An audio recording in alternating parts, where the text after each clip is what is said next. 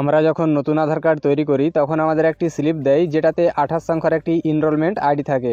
এছাড়াও আধার কার্ডের কোনো কারেকশন অথবা আপডেট করি তাহলেও কিন্তু আমাদের একটি এনরোলমেন্ট স্লিপ দেয় যেটাতেও 28 সংখ্যার একটি এনরোলমেন্ট আইডি থাকে। সেই আইডি দিয়ে আমরা স্ট্যাটাস চেক করতে পারি যে আমাদের আধার কার্ডটি হয়েছে কিনা বা আপডেট হয়েছে কিনা।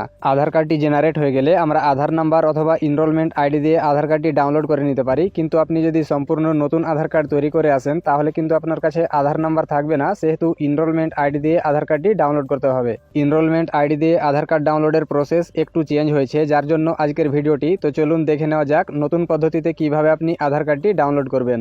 আধার কার্ডটি ডাউনলোড করার জন্য মোবাইল অথবা কম্পিউটারে যে কোনো একটি ব্রাউজারে সার্চ বারে এসে লিখবেন UIDAI লিখে সার্চ করে দেবেন।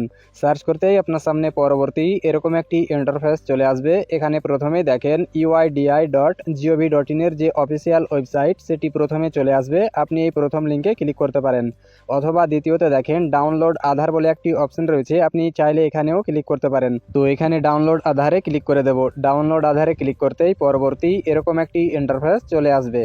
তো এখান থেকে একটু নিচের দিকে স্ক্রল ডাউন করবেন, নিচের দিকে এসে দেখেন ডাউনলোড আধার বলে একটি অপশন রয়েছে, এখানে ক্লিক করবেন। ক্লিক করতেই পরবর্তী এরকম একটি ইন্টারফেস চলে আসবে। তো এখানে দেখেন তিনটি অপশন রয়েছে, Aadhaar number, enrolment ID number, virtual ID number. আপনি আধার নাম্বার দিয়ে আধার কার্ডটি ডাউনলোড করতে পারেন। Enrolment ID